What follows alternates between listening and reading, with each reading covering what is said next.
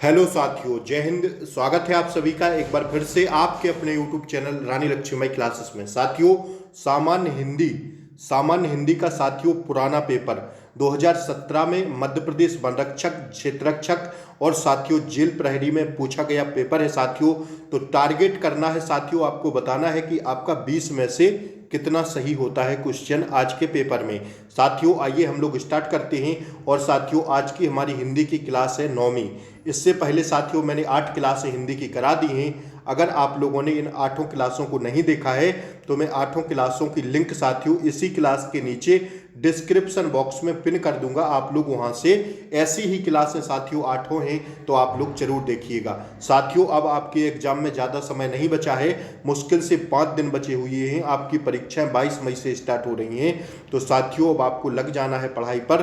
देखिए साथियों, हिंदी में बहुत ज़्यादा पढ़ने की ज़रूरत नहीं है और सब्जेक्ट पर आप लोग फोकस करिएगा। इस बात को आप लोग गांठ बांध लेना साथियों, क्योंकि मध्य प्रदेश वन रक्षक के जितने भी मैंने प्रीवियस ईयर पेपर कराए हैं हिंदी के साथियों, उनमें आप लोग अगर थोड़ा सा भी दिमाग का अपना यूज करेंगे तो साथियों आपका क्वेश्चन सही हो जाएगा। देखिए, जैसे पहले प्रश्न में पूछा गया है कि नी उपसर्ग से बना शब्द निम्न में से कौन सा होगा। साथियों आपसे पूछा है नी उपसर्ग से बना शब्द निम्न में से कौन सा होगा। तो साथियों क्या निर्भय हो जाएगा? नहीं। तो इस ऑप्शन को आप लोग काट दीजिए, क्योंकि नाम में बड़ी ई की मात्रा है, ध्यान रखिएगा। इसमें भी है नियम, निर्भय में भी है साथियों। तो ये तीनों ऑप्शन तो कट जाएंगे। बचा कौन सा? नी उपसर्ग से बना शब्द कौन सा है? एक बात आप लोग ध्यान रखिएगा साथियों, उपसर्ग शब्द के पहले लगाए जाते हैं और साथियों प्रत्यय जो होते हैं साथियों वो शब्द के बाद में लगते हैं, उपसर्ग लगते हैं पहले। तो साथियों क्या हो जाएगा इसका राइट आंसर? नी उपसर्ग से बना शब्द कौन सा है? नियम। That's your answer. इतना आसान प्रश्न तो आप लोग कर ही लेंगे साथियों, ठीक है। ऐसे ही प्रश्न साथियों हिंदी में बनते हैं। देखिए साथियों दूसरा प्रश्न ये रहा आपकी स्क्रीन पर। कथनी, कथनी का निम्न में से कौन सा सही विलोम शब्द है? कथनी का आपसे पूछा गया था। तो साथियों ध्यान रखिएगा, कहते नहीं है कथनी जैसी कथनी वैसी करनी। तो साथियों यही इसका राइट आंसर होगा कि करनी। कथनी का क्या होता है विलोम शब्द? करनी। राइट आंसर होगा ऑप्शन 4, ठीक है। आइए देखिए साथियों तीसरा प्रश्न ये रहा आपकी स्क्रीन पर। कवित्री, कवित्री का निम्न में से कौन सा सही विलोम शब्द है? साथियों ध्यान रखिएगा, मैंने बोला ना कि विलोम शब्द आपसे पूछा है।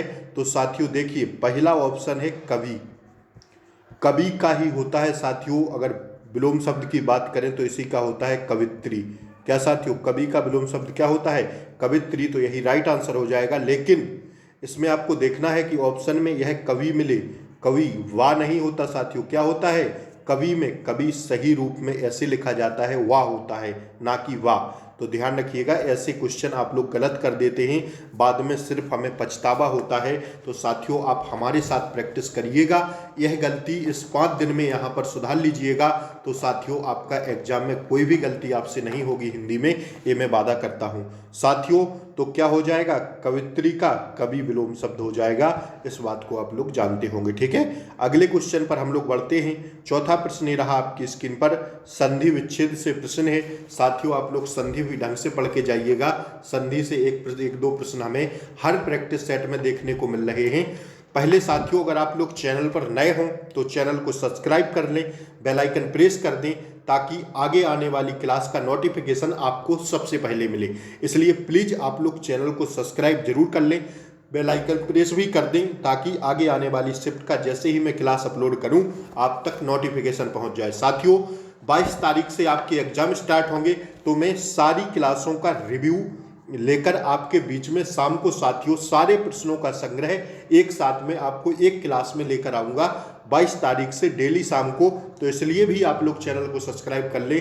जिस भाई बहन का साथियों बाद में पेपर है, जिस स्टूडेंट का, उसके लिए साथियों वह वीडियो बहुत ही कारगर साबित होंगी। क्वेश्चन का लेवल आपको पता चल जाएगा, कैसे प्रश्न आ रहे हैं। तो इसलिए आप लोग प्लीज़ चैनल को सब्सक्राइब कर लें।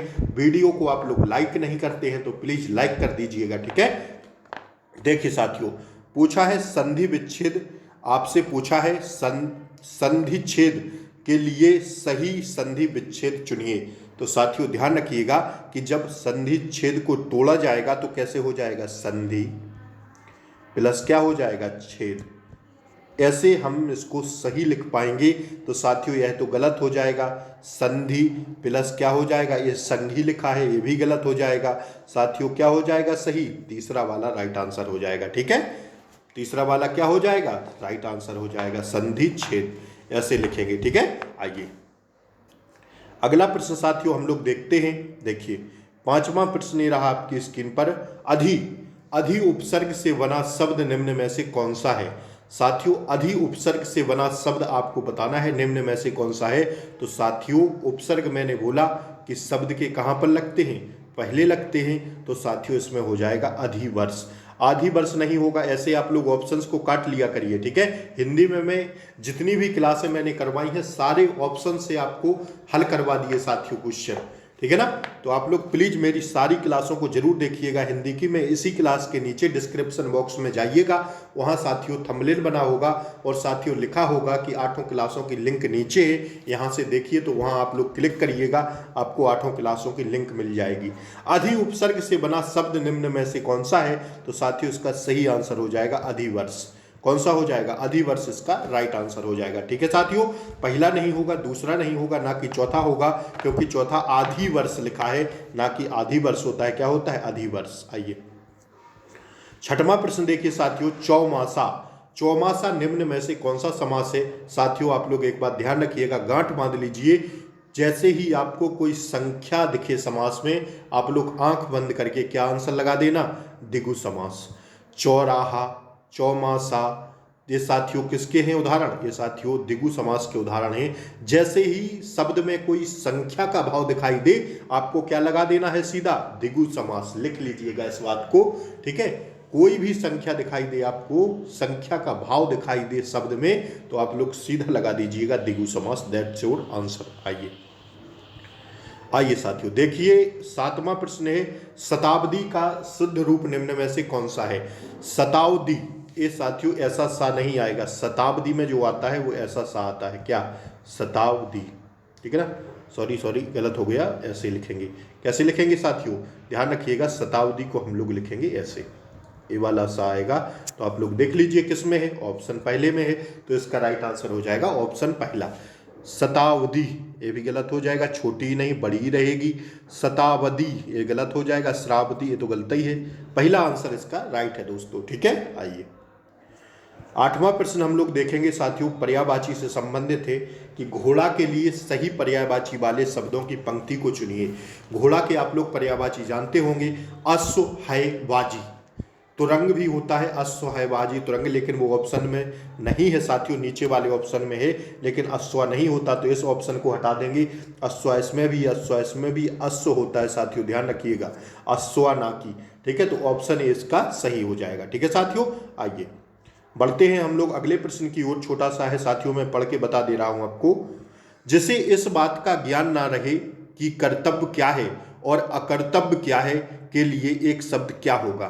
साथियों जिसे ये पता ना रहे कि कर्तव्य क्या है और अकर्तव्य क्या है, तो उसके लिए एक शब्द कौन सा होगा।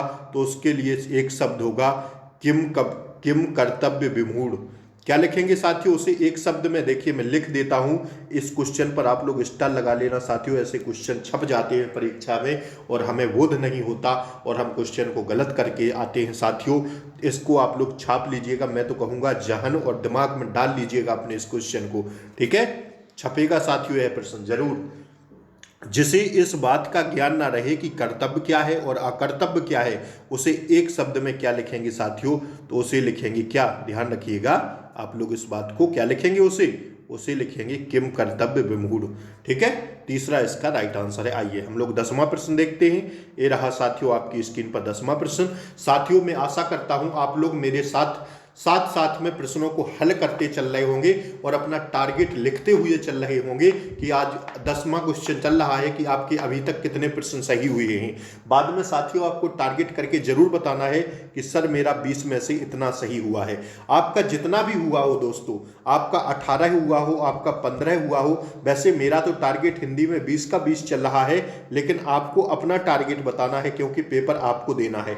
देर लगाकर काम करने वाला के लिए एक शब्द निम्न में से कौन सा है। जो साथियों देर लगा के काम करता है उसको एक शब्द में कहते हैं दीर्घ सूत्री। क्या कहते हैं साथियों, दीर्घ सूत्री कहते हैं। तो साथियों इसका सही जवाब हो जाएगा ऑप्शन थर्ड। आइए अगला प्रश्न है साथियों, देखिए बहुत ज्यादा टफ हिंदी का नहीं है साथियों सिलेबस, आपको बस थोड़ा सा दिमाग लगाना है। ऑप्शंस चारों देखने हैं आपको हिंदी में साथियों, ध्यान रखिएगा, छोटी सी गलती आपका क्वेश्चन गलत करा देगी, इस बात को आप लोग गांठ बांध लीजिएगा। हिंदी में साथियों छोटी सी गलती आपको क्वेश्चन को गलत करा देगी। तो साथियों आपको बिल्कुल भी पूरे ऑप्शंस देखना है, इसके बाद टिक करना है और अपने आगे के क्वेश्चन की तरफ बढ़ना है, ठीक है। अंधा बनना मुहावरे का अर्थ निम्न विकल्पों में से कौन सा है? आप लोग विकल्प भी देखते रहा करिए साथियों, मैं विकल्प नहीं पढ़ता हूं क्योंकि क्लास लंबी हो जाएगी, ठीक है। अंधा बनना मुहावरे का अर्थ निम्न में से कौन सा है? अंधा बनना मुहावरे का अर्थ है साथियों क्या? ध्यान रखिएगा इस बात को, जानबूझकर किसी बात पर ध्यान ना देना, ठीक है ना। कि कोई व्यक्ति होता है वो जानबूझ के किसी बात पर ध्यान नहीं देता है तो कहते नहीं है अंधा बनते हो यार, ठीक है ना। आइए साथियों 12वां प्रश्न देखिए, अनप्रत्यय। अब साथियों प्रत्यय का आया है तो प्रत्यय शब्द के बाद में लगाई जाती हैं। अनप्रत्यय से बना शब्द निम्न में से कौन सा है? तो आप लोगों को दिख रहा होगा चारों ऑप्शन में कि अनप्रत्यय। अनप्रत्यय से साथियों अनमना नहीं बनेगा, मना आ रहा है इसमें साथियों, हमें अन बताना है। अनप्रत्यय से बन इसमें वाह आ रहा है, इसमें साथियों चाहा आ रहा है, तो ये तीनों ऑप्शन गलत हो जाएंगे। रहन जो शब्द साथियों रहन है वह अन प्रत्यय से बना हुआ शब्द है, तो साथियों इसका राइट आंसर हो जाएगा ऑप्शन सेकंड, ठीक है। बस आप लोग ऑप्शंस देख के साथियों हिंदी में सारे क्वेश्चन कर देंगे, मैं आशा करता हूं।